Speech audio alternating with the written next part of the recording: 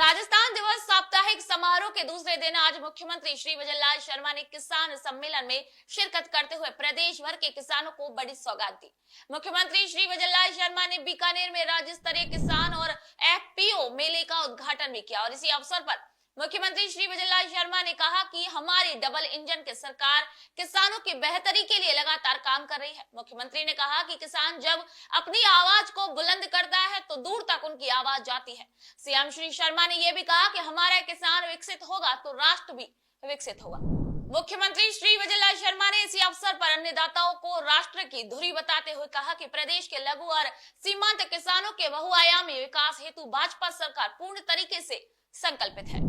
मेरे भाइयों, मैं कहना चाहता हूं, आप जो एफपीओ से नहीं जुड़े हैं वो एफपीओ से जुड़े। छोटे और सीमांत किसानों को बाजार तक पहुंच बनाने, उपज का उचित मूल्य दिलाने के लिए किसान उत्पादक संगठन एफपीओ आपके लिए वरदान साबित होगी। क्योंकि हमें पता है, क्योंकि ये खेती छोटी होती जा रही है। अगर किसी के 5 बेटे हैं तो एक खेत में से 5 टुकड़े होते जा रहे हैं। किसान सीमांत और लघु किसान ज्यादा बढ़ते जा रहे हैं। उसका कारण है तो वो किसी भी तरह से मशीनरी भी नहीं रख सकता है। 5 बीघे, 8 बीघे, 7 बीघे, 10 बीघे, 15 बीघे पर वो ट्रैक्टर नहीं रख सकता है, ऐसे संयंत्र नहीं रख सकता है। एफपीओ के माध्यम से जुड़ करके किसान को लाभ की खेती कैसे हो। हमारे देश के यशस्वी प्रधानमंत्री नरेंद्र मोदी जी कहते हैं कि हमारे लघु सीमांत किसानों को कैसे उनको लाभ की खेती हो। इस एफपीओ के माध्यम से किसान को लाभ की खेती हो। सामूहिकता से अगर वो काम करेंगे अनुदान भी उनको मिलेगा और उसमें बीज से लेकर के खाद्य सामग्री तक उसको सस्ते दामों में भी मिलेगी। उसको पूरे सस्ते दामों में मिलेगी तो किसान की लागत भी कम आएगी, जिससे किसान को फायदा होगा। और इसी के साथ ही मुख्यमंत्री श्री विजयलाल शर्मा ने सरकार की प्रतिबद्धता को दोहराते हुए कहा कि किसानों के सर्वांगीण कल्याण को समर्पित सभी योजनाओं को हमारी सरकार लागू कर रही है। मैं एक किसान की पीड़ा को अच्छी तरह से समझ सकता हूं, क्योंकि जो काम आप करते हैं मेरे जीवन में वो काम भी मैंने किए हैं। इसलिए मैं जानता हूं कि किसान को कैसे आगे बढ़ाया जा सकता है। और इसलिए आप देख रहे हैं तारबंदी से लेकर के पशु पालन से लेकर के जितनी भी सारी योजनाएं हैं किसान के इर्द गिर्द घूमती हैं, हमारी सरकार उनको लागू कर रही है। मैं देखता हूं, मैंने पशुपालन के क्षेत्र में मोबाइल जो बहन हैं किसान के पशु के इलाज के लिए, उनको मैंने इसलिए भेजा है क्योंकि किसान का जब पशु बीमार होता है, किसान के पास साधन ले जाने के लिए नहीं होता है। किसान किसी ना किसी के पास जाता है, उस साधन को 500, 1000, 1500 रुपए में करता है और वो नजदीकी अस्पताल में लेकर के जाता है। अब जितनी तो दवाई किसान को उस पशु को सही करने में लगेगी और उतनी उसके भाड़े में लग जाती है, आने जाने में लग जाती है।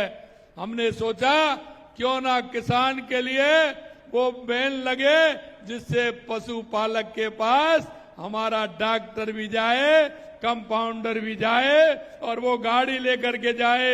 आवश्यकता हो तो उसमें पशु को लेकर के अस्पताल आए, ये भी हमने व्यवस्था की है। मुख्यमंत्री श्री विजयलाल शर्मा ने हिंदू नव वर्ष की शुभकामनाएं देते हुए कहा कि नया वर्ष आने वाला है। जी हां, और इसी वर्ष चैत्र शुक्ल प्रतिपदा पर राजस्थान दिवस मनाने का भी फैसला किया है। आप सभी को नव वर्ष की अग्रिम शुभकामनाएं।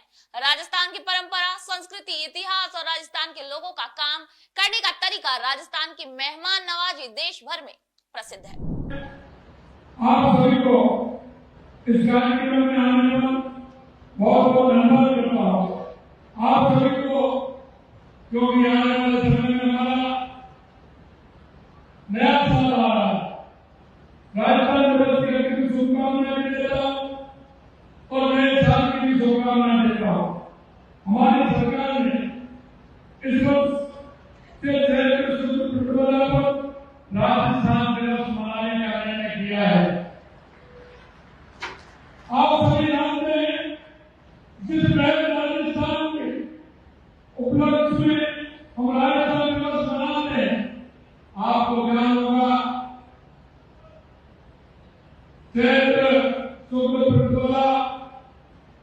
1949 को आपने देखा कि इन योग की सुबड़ी में हमारा राजस्थान अस्तित्व में आया था। 19 रियासत में 3 ठिकाने उनको मिलाकर के सरदार वल्लभ भाई पटेल जी ने हमारे राजस्थान की स्थापना की नींव रखी थी। और आप देखते हैं वो सहयोग जो नींव रखी थी उसमें था वही सहयोग इस बार आ रहा है। इसलिए मैं आपसे कहना चाहता हूँ कि हमारे राजस्थान और राजस्थान की जो परंपरा, राजस्थान की संस्कृति, राजस्थान के लोगों का इतिहास और राजस्थान का काम करने का जो तरीका है, मैं आपसे कहना चाहता हूँ हमारे जो आप वगैरह मेहमानबाजी है वो दुनिया भर में प्रसिद्ध है। मैं आपसे इसलिए कहना चाहता हूँ कि आप राजस्थान दिवस को बड़ी धूमधाम के साथ मनाएं, ये मैं आपसे कहना चाहता हूँ। आप सभी को नववर्ष 2022 की अग्रिम शुभकामनाएं देता हूँ और हमारे किसान भाइयों के खेतों में फसल पैदा हो और नया वर्ष उनके जीवन में खुशहाल जीवन में आए, इसकी मैं कामना करता हूँ। उन्होंने किसान सम्मेलन को संबोधित करते हुए कहा कि किसान विकसित होगा तो राष्ट्र भी विकसित होगा और किसान राष्ट्र की धुरी है। आज का ये कार्यक्रम किसान भाई बहनों के सम्मान को समर्पित है, इसलिए मेरे दिल के बहुत करीब है। और जब मैं किसानों के बीच में जाता हूँ मुझे बहुत बड़ी प्रसन्नता होती है। हम चाहते हैं हमारे किसान, क्योंकि किसान हमारे देश की रीढ़ की हड्डी होती है। अगर हमारा किसान विकसित होगा तो निश्चित रूप से हमारा राष्ट्र, हमारा प्रदेश विकसित होगा। मुख्यमंत्री श्री विजयलाल शर्मा ने सम्मेलन में किसानों को संबोधित करते हुए कहा कि किसान अगर खुश रहेंगे तो प्रदेश भी हमारा खुशहाल होगा। हम इसलिए किसान की चिंता करते हैं कि आपने देखा होगा जब से हमारी सरकार आई है हम किसानों के हित के लिए काम कर रहे हैं। किसान हमारी फसल पूरी होती है। अगर किसान हमारा ठीक विकास होगा, किसान हमारा विकसित होगा, किसान के घर में खुशहाली होगी, निश्चित रूप से हमारा राजस्थान खुशहाल होगा। बीकानेर में किसान सम्मेलन को संबोधित करते हुए मुख्यमंत्री श्री विजयलाल शर्मा ने कहा कि किसान हमारी आत्मा है। मुख्यमंत्री ने यह भी कहा कि किसानों को संबोधित करते कि आप पसीने की बूंद से सींचकर अन्न देते हैं, इसलिए हमारे अन्नदाता कहलाते हैं। सूरज की तपती धूप और कड़ाके की ठंड में आप हमारे लिए अन्न उपजाते हैं। आप हमारे देश की आत्मा हैं। आप अपने पसीने की बूंद से भूमि को सींचकर अन्न उपजाते हैं। इस धरा पर रहने वालों को पोषित भी आप करते हैं। हमारे वेद पुराणों में भी कहा गया है कि अन्न वेद पुराण, यानी कि अन्न ही जीवन है और अन्न आपके हाथों से प्राप्त होता है। आप सिर्फ खेती नहीं करते, आप जीवन की नींव रखते हैं, क्योंकि बिना अन्न के आदमी रह नहीं सकता। हमारा किसान अन्नदाता कहलाता है। और इसी अवसर पर उन्होंने किसानों को धन्यवाद देते हुए कहा कि किसान हमारे अन्नदाता हैं और वो हर हाल में हमारे साथ खड़े रहते हैं। आप मेहनत से ही आज भारत न केवल अपनी खाद्य सुरक्षा सुनिश्चित कर पाया है, बल्कि विश्व में अग्रणी कृषि शक्ति के रूप में हुआ है। इसके लिए मैं आप सभी को धन्यवाद प्राप्त करता हूँ। आपके अथक परिश्रम, लगन, आपके योगदान की दिल से प्रशंसा करता हूँ, क्योंकि आप जिस तरह से काम करते हैं, सूरज की तपती धूप हो या कड़ाके की सर्दी हो, हमारा किसान उसमें भी काम करता है। हर मौसम में वो खड़ा रहता है। जब लोग अपने घरों में चैन की नींद सोते हैं तब हमारा किसान खेतों में सिंचाई करता है, रखवाली करता है। और मैं क्या बताऊं आपको, मैं सारी बातें जानता हूँ। किसान की मेहनत कितनी होती है और किसान कितनी मेहनत करता है और उसके बाद उसके परिवार का पालन होता है। और इसी के साथ ही मुख्यमंत्री ने कहा कि हमने किसानों की सहूलियत के लिए उनके मुकदमों को भी गांव में बैठकर निपटाने को कहा है। मैं किसान की पीड़ा को अच्छी तरह से समझ सकता हूँ, क्योंकि जो काम आप करते हैं मेरे जीवन में वो काम भी मैंने किए हैं, इसलिए मैं जानता हूँ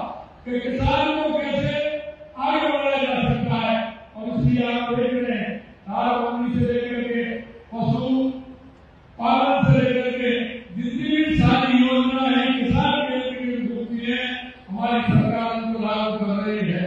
मैं देखता हूँ मेरे पशुपालन के क्षेत्र में मोबाइल जो बहन है किसान के पशु के इलाज के लिए, उनको मैंने इसलिए भेजा है क्योंकि किसान का जब पशु बीमार होता है, किसान के पास साधन ले जाने के लिए नहीं होता है। किसान किसी न किसी के पास जाता है, उस साधन को 500, 1000, 1000 रुपए में करता है और वो नजदीक के अस्पताल में लेकर के जाता है। और जितनी तो दवाई किसान को तो पशु को सही करने में लगेगी और उतनी उसके भाड़े में लग जाती है, आने जाने में लग जाती है। हमने सोचा क्यों ना किसान के लिए वो पेड़ लगे जिससे पशुपालक के पास हमारा ट्रैक्टर भी जाए, कंपाउंडर भी जाए और वो गाड़ी लेकर के जाए, आवश्यकता हो तो उसमें पशु को लेकर के अस्पताल आए। ये और इसी अवसर पर मुख्यमंत्री श्री विजयलाल शर्मा ने कहा कि 2027 तक हमारा प्रयास है कि दिन में बिजली मिले। छोटे और सीमांत किसानों को उपज का मूल्य दिलाने के लिए एफपीओ वरदान साबित होंगे। लघु सीमांत किसानों को भी लाभ, खेती कैसे हो ये हमारे पीएम मोदी चाहते हैं और एफपीओ भी यही कह रहे हैं। लेकिन इसको कोई नहीं समझ सकता कि किसान के पास साधन नहीं होता है तो उन्हें साधन करना पड़ता है। हमने कहा कि हमारे किसान की जिंदगी के हमारे एनजीओ ऑपरेशन कर रहे हैं। हमने एनजीओ को निर्देशित किया कि जब आप गाँव में जाओगे तो हमारे उस गाँव के